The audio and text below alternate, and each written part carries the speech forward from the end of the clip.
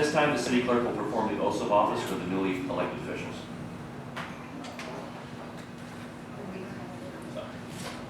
So that the paparazzi.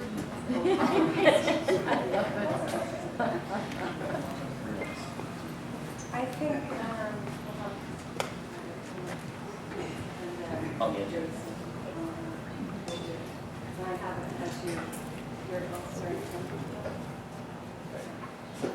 But face this. I said, but face. Okay. I've said word. You might want to get a little closer together so that they can get your picture. I'll let you have a few before I start.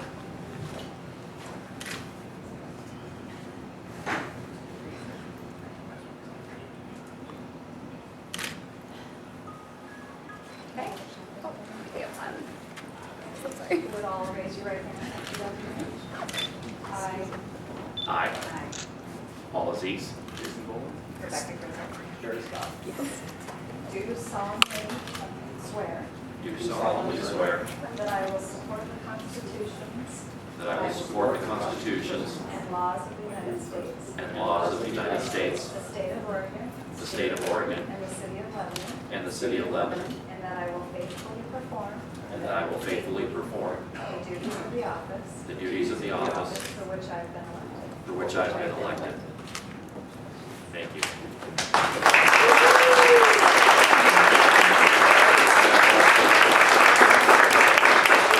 If I could get you on this side, and that's your call, I was using the box. Oh.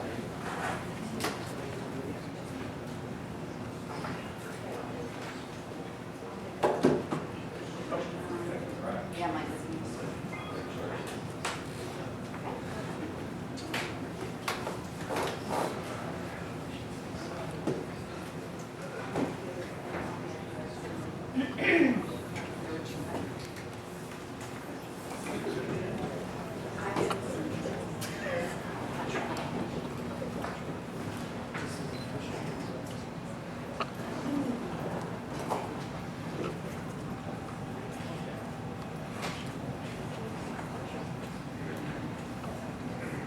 Now is the time for roll call. Will Clerk Kaiser perform the roll call? Sorry.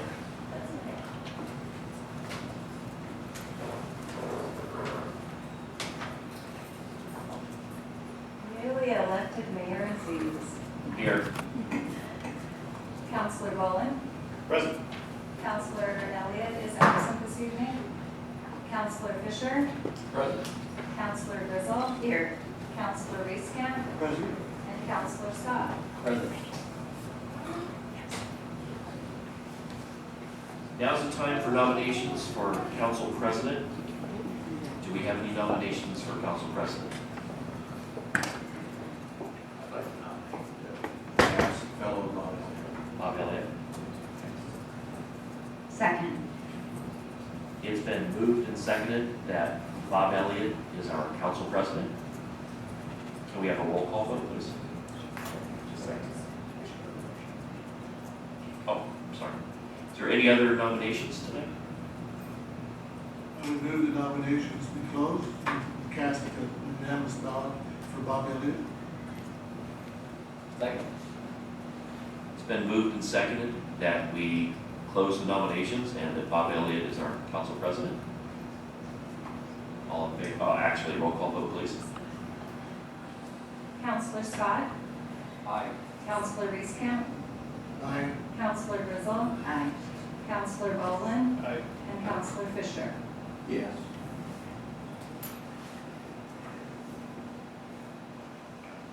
Are there any corrections to the December 12th, 2012 council minutes? I'll have a chance. Mayor, I would move we approve the minutes as presented. It's been moved that we approve the minutes as presented from the December 12th, 2012 council meeting. Second. It's been moved and seconded. Can we have a roll call vote, please? Councilor Reeskamp. Yes. Councilor Grizzle. Yes. Councilor Scott. Aye. Councilor Fisher. Yes. And Councilor Boland. Yes. And at this time, I'd just like to make a kind of a point of order.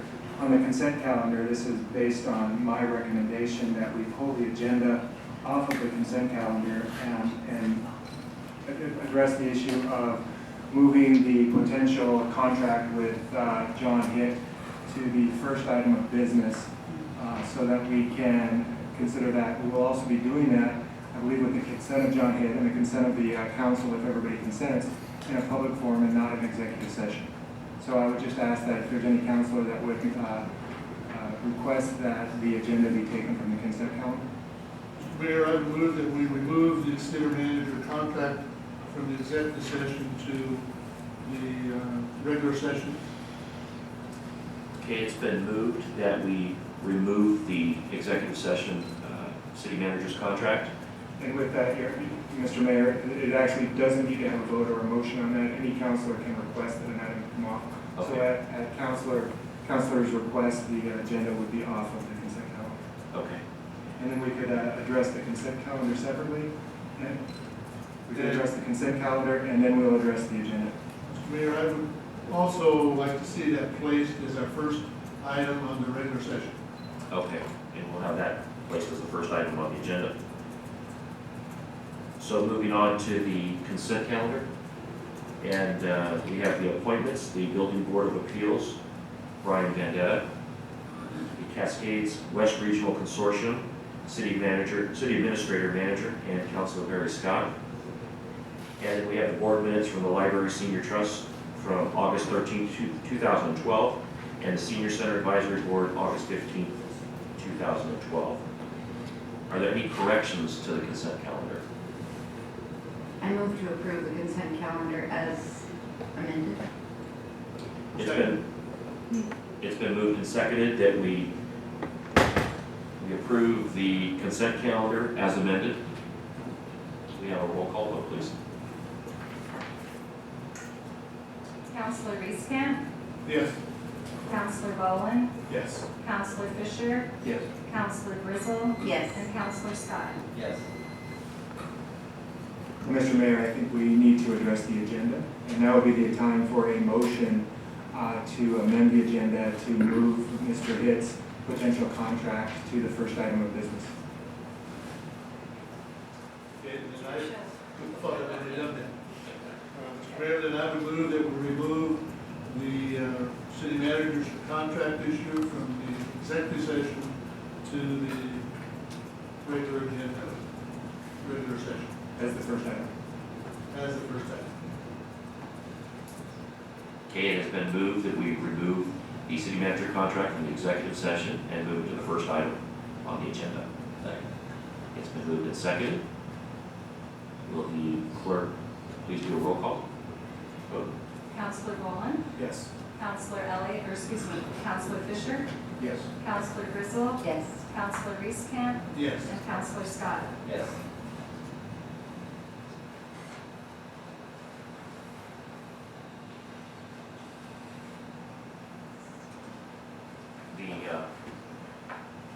The agenda as amended has passed. We actually need, now, we've amended the agenda, now we need to have a motion to approve the agenda as amended.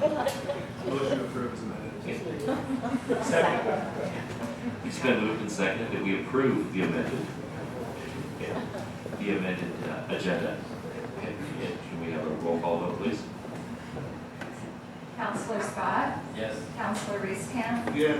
Counselor Bowen, Yes. Counselor Fisher, Yes. and Counselor Grizzle. Yes. The amended agenda has been approved.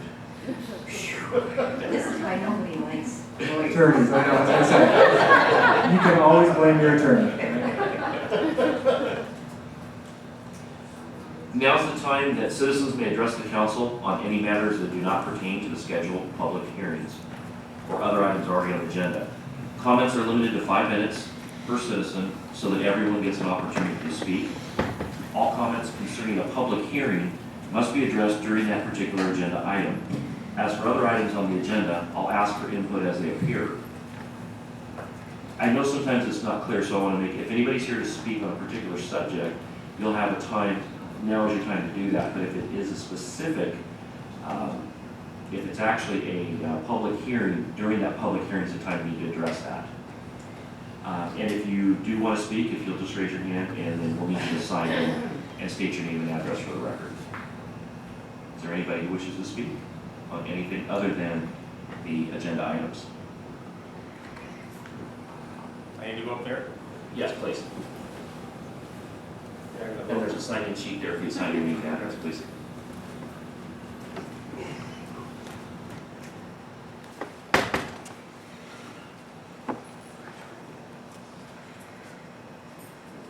Nobody's gonna read my handwriting anyways.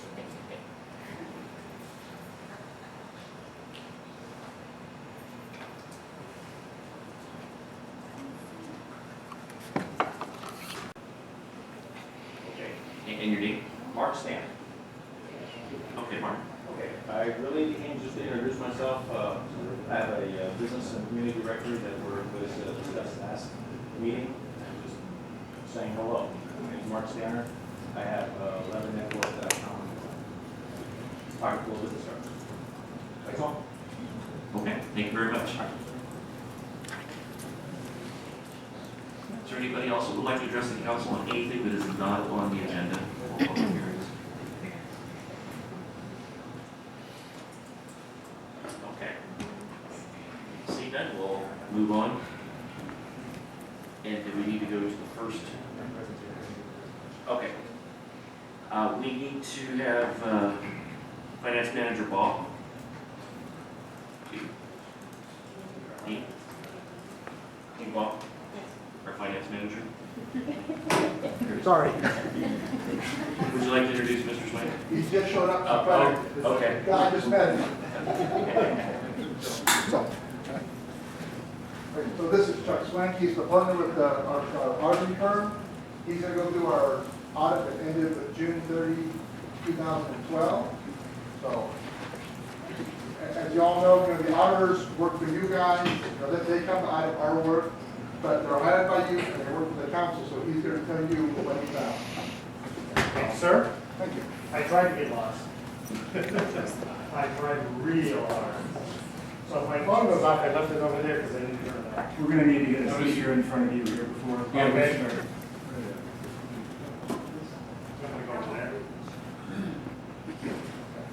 All right, is that better? There you go. Okay, thank you very much.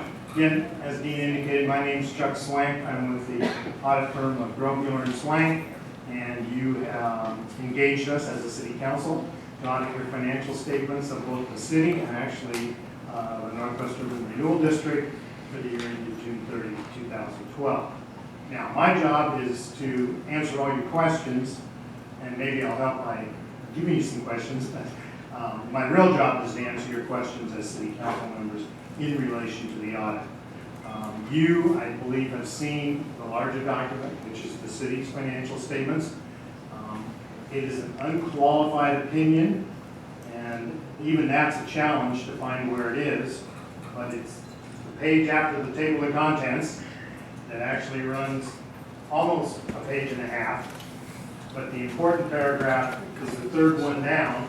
If you're used to reading these, it says, in our opinion, the financial statements present fairly.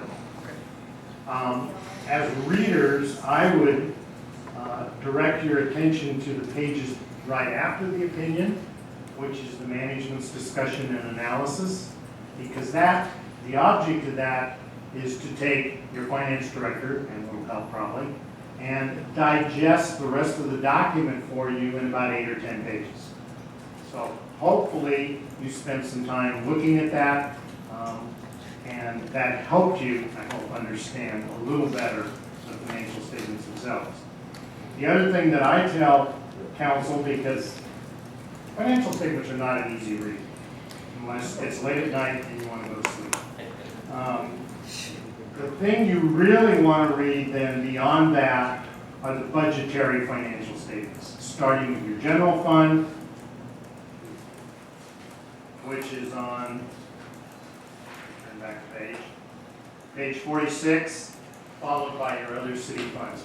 Because that's the way you're used to seeing financial information. That's the way you adopt the budget. That's the way you watch the cash come in, the cash go out. So the important part really are those budgetary statements. And I would, as a user, those are the two most important things I'd read in those financial statements. Now, the financial statements of the city, and then the financial statement of the Northwest Urban Renewal District. And you have a couple other urban renewal districts, but they're all not required to be audited. Oregon law says if you spend more than $500,000 in a legal entity, and an urban renewal district is a legal entity, then it must be audited. So the other ones in this particular year were smaller than that, and therefore they were not required to be audited. That's why you only get a financial statement as far as an audit report is concerned for Northwest Urban Renewal. In addition to that, we issue sometimes a number of letters, sometimes fewer than a number of letters. We issue 2 letters this time. One is called the governance letter. Soon over. Yeah, they got both of Okay. those. The governance letter is the one that says we have audited, starts out that way. It's almost 2 full pages. The purpose of that letter is to our communication to you as city council as to any findings we have in relation to the audit, any issues we have in relation to the audit, any problems. If you read that letter, it'll say that our job was to audit the financial statements. It was management's job to give us the financial information to do that. You'll see that we did have a few adjustments, but they were all accepted and booked.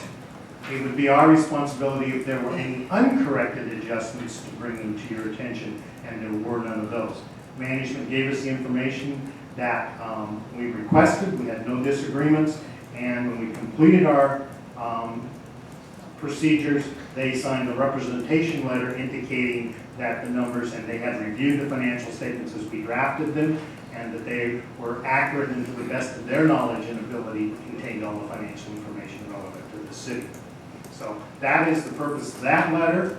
The other letter is called a management letter, and it's addressed to the city council also. It's 3 pages long. In the course of doing an audit engagement, we often come up with some recommendations.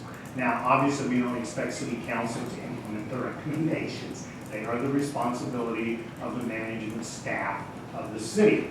And in this particular case, we listed out several recommendations, and I'm very delighted to say that management gave us responses to those recommendations and clearly indicated to you, the reader, yes, we agree with that recommendation, and here's what we believe we need to do to remedy that recommendation. Then it's our job as an auditor, and you can see at the end of the letter, we reference prior year recommendations, so they don't just sort of fall off. You can come back, and if you picked up last year's letter, you would find these 2, and then you have the status in relation to those 2 recommendations as far as the current year. If they hadn't been corrected, then you would see them again next year. And then, of course, if you look at the last one, reading real quickly, management has complied. So now that will drop off the letter. But it's our purpose to communicate those so that you know that in our course of work, we found some things that we think could be improved. But they also, if you read the entrance to this letter, there are no material weaknesses that we detected as a part of our audit. The material weakness be of such magnitude that we believe it needs immediate correction. I would be more than willing to go into more detail, or more than willing to answer questions of council members. As a matter of planning your audit, where do you spend the majority of your time? What kind of, is it, I mean, traditionally in a for-profit company, an audit would be a balance sheet audit. In dealing with governmental entities, what's the focus? Balance sheet doesn't get left out, but you are absolutely correct that transactions, governments tend to take in their revenue and spend it all in the same year. So the majority of the transactions actually occur in receiving, cash receipts, if you please, or revenues and the disbursements. So we spend a great deal of time looking at the receiving system, be it property tax turnover, be it revenue that comes in through the enterprise funds, or any other revenue. We also spend a great deal of time in both how it's spent and the payroll systems, separating expenditures from payroll. And We do enough samples in those three systems so that we are comfortable. We also then look at those very carefully by fund in relation to budget, because that is a very good indicator. Budget law is very finite and gets down, to pretty small line items. So that is the assistance we get at year end in relation to the system.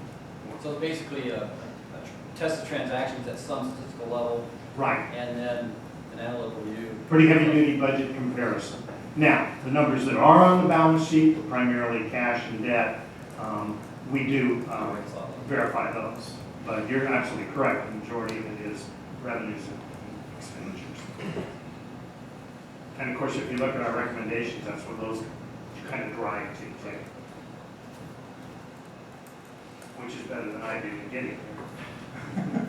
Is there any other questions I could add? And I want to reiterate, if you have questions later, please feel free. Phone number's on the letterhead. Give us a call. I have no problem answering questions. If I don't know immediately on the phone, I'll get an answer to the best of my ability. Could you just give us a brief, list of the documents that you requested as a firm? That we request? Okay. In relation to the systems for revenue and disbursement, a lot of it is an understanding of the system. Once we do that, then we will request a sample of either payroll information. We use checks to get to disbursement information. It's a little tougher on the revenue side. The one that gets the majority of the system testing is actually utilities. Property taxes are pretty simple. The counties give us pretty good information. We know what you got in property tax. Those are the documents we use in system testing. Obviously, when you turn to the balance sheet, we ask for bank statements, local government investment pool statements, documentation to support capital asset additions, and on the other side, of course, debt. Debt becomes obviously in any government that is a large number, and so we maintain the documentation to support the debt. Did I answer your question? Yeah. Is there a focus also on the transfers, intergovernmental transfers? We use the budgetary preparation of the transfers and the adoption of the budget by the council as authorization for transfers.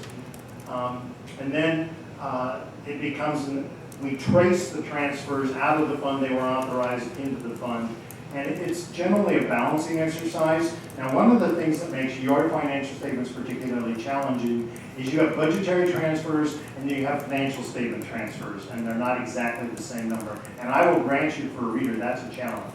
Again, I would direct you to the budgetary statements because those are literally cash transactions, cash transfers, not necessarily moving of a capital asset or some other asset between funds. $3. Straight dollars. That's what budgetary transfers do for us. Mr. Swank, I'd like to thank you for joining us tonight. And I'd also like to just have you weigh in on a city having an audit committee, because that's something that we're moving towards, and I'd like to have your professional opinion on that. Sure. And I will immediately say there's been more interest lately in audit committees. We still actually find a very small number. It is a way for council to put a smaller number of individuals, give a big council, focusing on the audit. If you do that, which I recommend, I would recommend you meet with the auditor prior to beginning the audit, because the audit committee should understand what the auditor is doing. The audit committee should also be the communication vehicle if there's any concerns they want the auditor to look at. I would only guess that 15 to 20% of our clients actually have audit committees. Some of them have finance committees, and they kind of do both deeds. I only have one client actually we meet with the audit committee prior to the audit and meet again after the audit is completed. The other recommendation I would make to you is, yes, you need city council members on your audit committee, or a city council member, it could be singular. A budget committee member would be good. If you go out to the community, I would really recommend you try to find an accountant or a CPA, and if you really got lucky, a municipal auditor, because I think that would be a tremendous asset on your audit committee. I don't know, did I answer your question? Absolutely, thank you. No, I think the interaction at the front is actually more important than the back. To set the scope and make sure that the audit committee understands what the auditors do. Mr. Swank, could you just cover over a little bit on there was a couple of deficiencies that we had that were taken care of? Could you cover those a little bit? Sure. Any particular ones, or? Not just in general. I was just concerned that everything was taken care of and how it was taken care of. Now, the things that we surface that we believe need correction in the current year, we haven't seen the subsequent year. Okay. So you need to understand that. Okay. But I have a great deal of confidence when management tells me this is how they fixed it, that that's going to happen. I don't think they'd want me or someone else to come back here next year and say, well, they said they're going to fix it, and they didn't. So, I mean, but we do follow up in the subsequent year. Because it appears it was responsive. I just wanted to see if you felt that way too. I did, and I'm actually, anytime a client will come back to us and says, we want to put the response in your letter, or sometimes they put a response in a separate document that accompanies this, that's fine with me. But I know they paid enough attention to what I wrote and took it enough to heart that they wrote a response. That tells me a lot. Good. But that's also the reason we do the follow-up. Council, have any questions? Okay, seeing none. Thank you very much for coming. Appreciate Thank you, your we time. appreciate the opportunity to work for the city. Thank you. Point of order.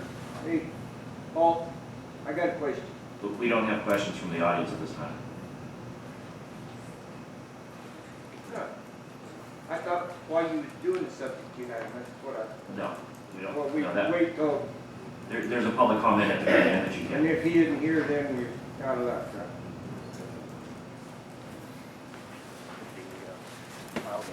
Okay, Finance Manager Gene Baum, were you going to report on that also? I thought you moved that to number one on Oh, the okay, agenda. that's one, okay. Yeah. Sorry, I did not write that in there.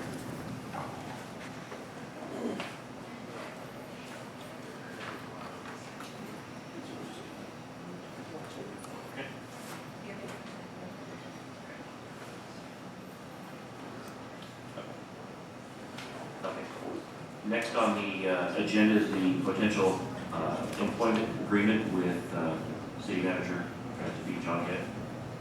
Thank you, Mr. Mayor, Council.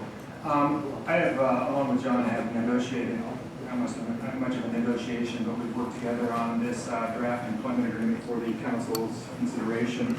The goal of the employment agreement was to essentially keep the cost to the city the same with respect to the continued future employment of Mr. Hitt. Obviously, there were issues regarding his resignation related to parks. We don't need to go into all that, but we need to rehire him if that's the decision of the council. There was one issue in there that I take the blame for. It really had no reason to be in an employment agreement. That was related to the budget officer. That has no reason to be in Mr. Hitt's employment agreement. That has been removed. There's no reference to a budget officer in the employment agreement. If there are any questions about the specifics, this has a shorter time period. It's a 30-day notice. In other words, Mr. Hitt or the city could provide 30 days notice of the cancellation of the agreement. It, of course, would still be canceled for cause. It is set up to be a little bit less than 9 months, run from January 10th to September 30th. Obviously, that can be changed at any time on 30 days notice. It continues to provide deferred compensation and health insurance. And other than that, I think there are maybe some employment-related issues related to that are a little bit different as an employee, but is my understanding that the details of it essentially provides the same level of compensation to Mr. Hitt and the same cost to the city as his previous contract. If there are any questions, I may be able to answer them, Mr. Hitt may be able to answer them, or Ms. Allen may be able to answer them. And I think it would be appropriate, since I was working this with Mr. Hitt, if you wanted to say anything about the contract as well. Just a point of clarification, the actual cost to the city was less. I think James here did a quick. Yeah, the actual cost to the city for Mr. Hitt's employment during the designated time would be a difference in savings of $35,125. This is because there would not be a PERS payment being made on him, nor would there be life insurance or long-term disability insurance. So with those in mind, and also he would not be accruing vacation and sick leave banks as a regular employee. See, apparently I'm a better negotiator than I thought, so save the city money. Trey did a great job. Mr. Kim, is he limited to hours to this agreement? It's not limited to hours. I think it kind of reads, he's going to do the job as it requires. There may be times when he can work less time and would get paid for that on an hourly basis, but in no case it's more likely he's going to work some 60-hour and 70-hour weeks, but there's a cap on the total amount that he can make in a week. But none of this scheduled timelines would affect his first retirement. I know there's a bump cap there. I don't think that applies when you're over a certain age. I don't think you'll get Don't into his mention that age. age. He's old enough. I just wouldn't want us to get to the end and all of a sudden Yeah. now he's out of hours and We don't have that issue. we're left hanging. Okay. John, did you plan on having set office hours and kind of reduced work weeks or whatever? Because I know you were looking a little more part-time.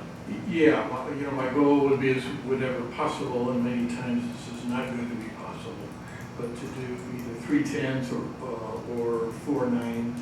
So, pretty much expect to be there certainly every Tuesday, Wednesday, Thursday, and probably and almost certainly, every other Monday or every other Friday. Okay, yeah, because I would like to have that so we have Yeah, access to it. absolutely. I understand that need. Sure. Mr. Mayor, I would move that we adopt this employment agreement with him. I would second.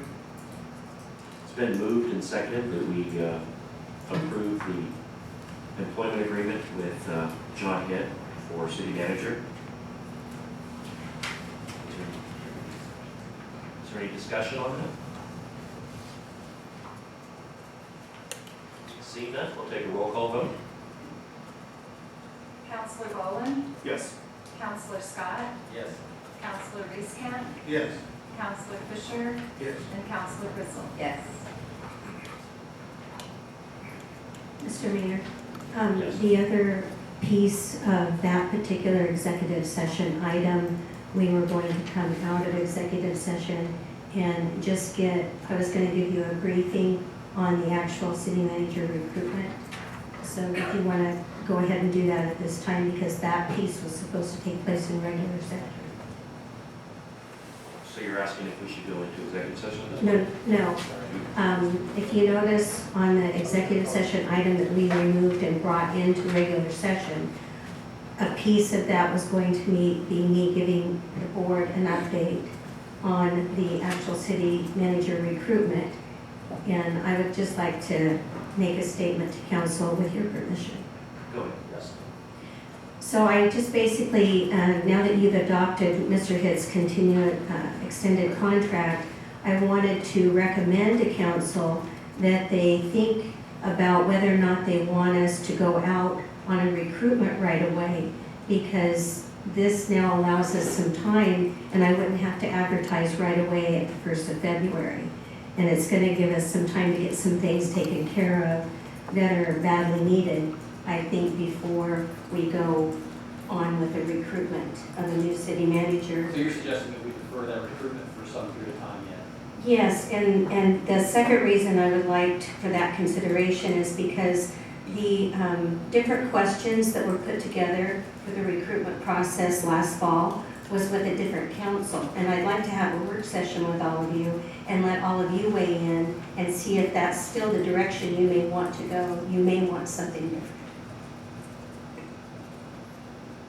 Would it be appropriate to suggest a timeline, maybe a 30 to 60 day pushback to? Just any type of direction right now is what I'm looking for, just an approval, because as of November at the last council meeting when this was discussed, it was agreed that we would try to begin recruitment on February 5th, and that's not that far away. And that wouldn't give us enough time to sit down and have a work session and get input from everybody that's now on the council. So yes, Councilor Bowman, if we could push this out 60 days, then we could get it into a work session. We could start talking about what this person is going to look like to the new council. As long as we moved pretty quickly on it. I'm uncomfortable pushing it out, just because we had so few respondents before.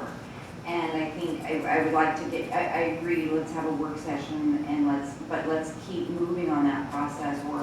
We're gonna butt up against, John leaving again. Next thing you know, we're signing a contract. He's working 2 hours on Tuesdays, Yeah,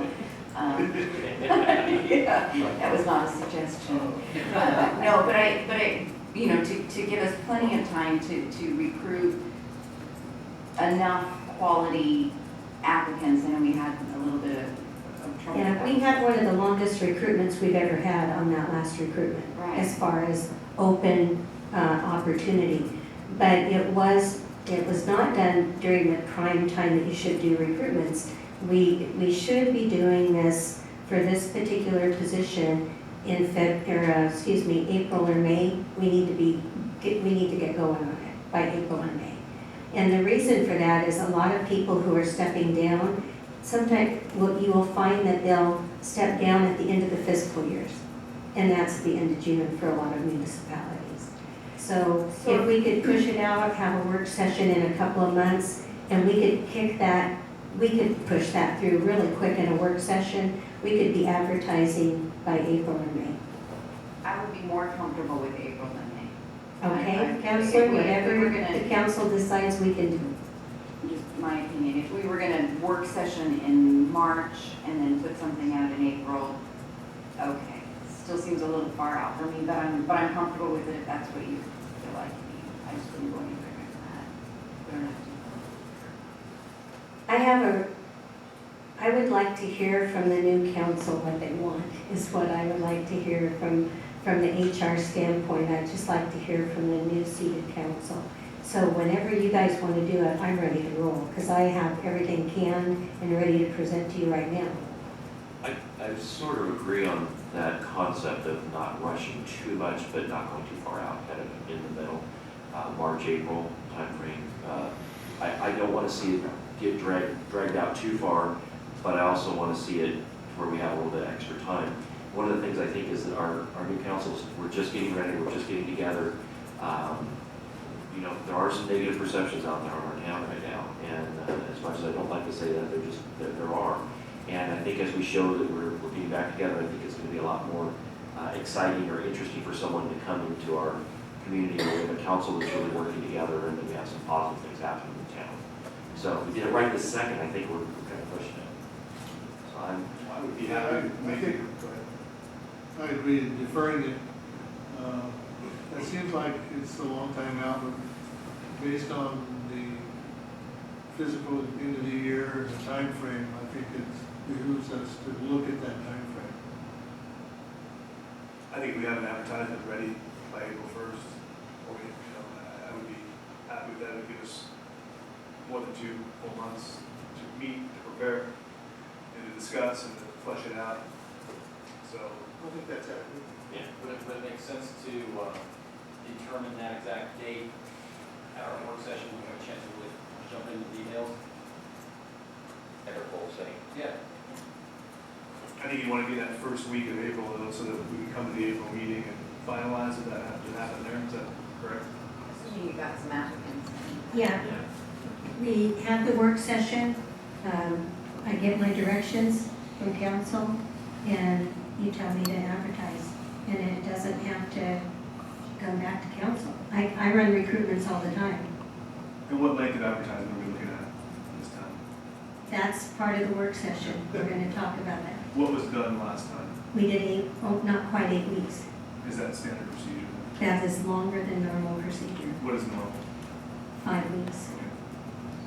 So we'd be looking at mid-May, a closing date of mid-May for the process? Yeah, if we advertise the first week of April and we close by, say, May 15th or around that time, we would have a good 6 weeks in. And what you're saying is that would give candidates the opportunity to give proper notice if they were going to leave fiscal year 15. Well, you never know about that, because, you could They could be a always leave. candidate that's working right up to the last day they hear they got the job, so, That's the idea. That's the concept.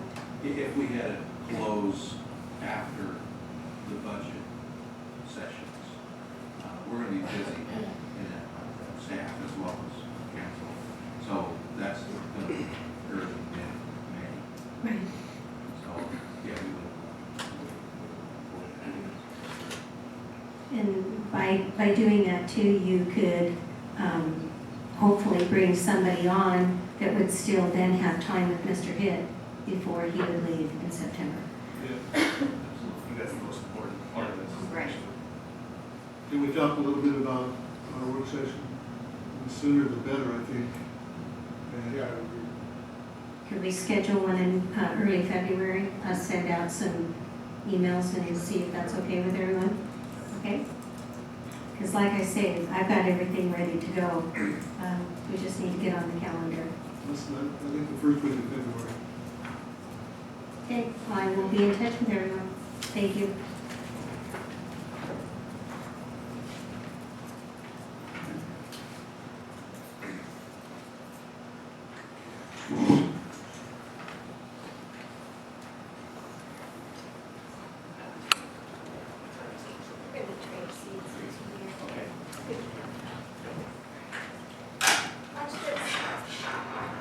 This meeting is getting paid for a second, yeah.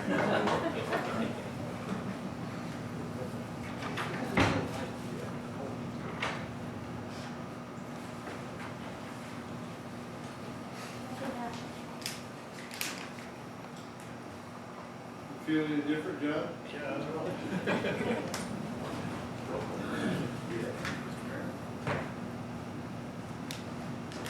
Okay, Finance Manager Dean Bobby returned. Report on the accepting the City of Lebanon's 2011-12 audit report.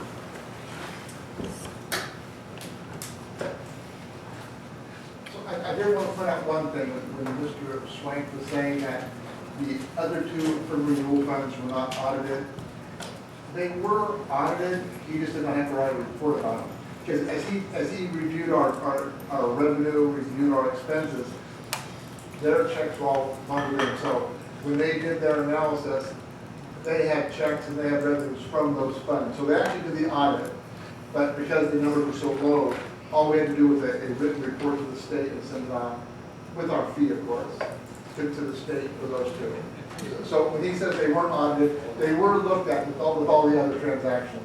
So they were technically audited, there's no report required. I didn't want you to worry about those two.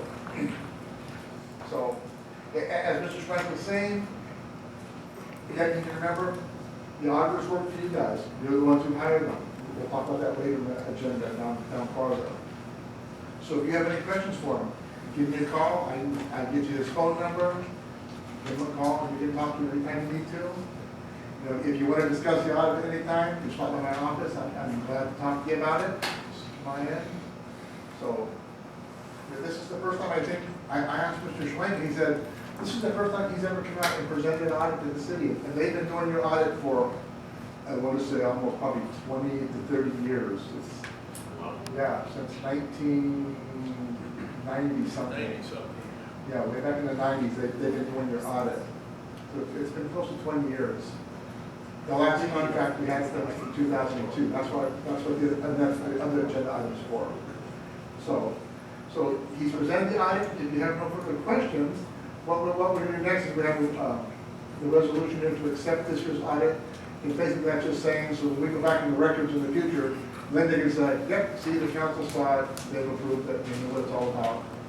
So that's what resolution 2013 is. If you have any questions, we would like to.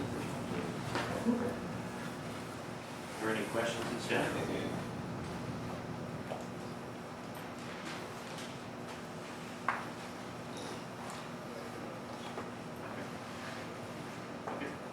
Hearing no more questions, Mr. Kennedy, would you please read the title of the resolution?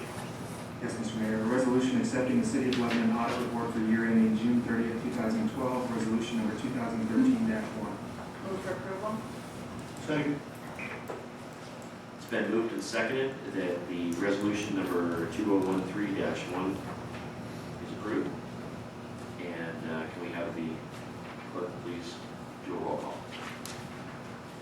Councilor Reese-Camp, Yes. Counselor Fisher, Yes. Counselor Griswold, Yes. Counselor Scott, Yes. and Counselor Bowman. Yes. Okay, it has been approved. The resolution number 2013-1.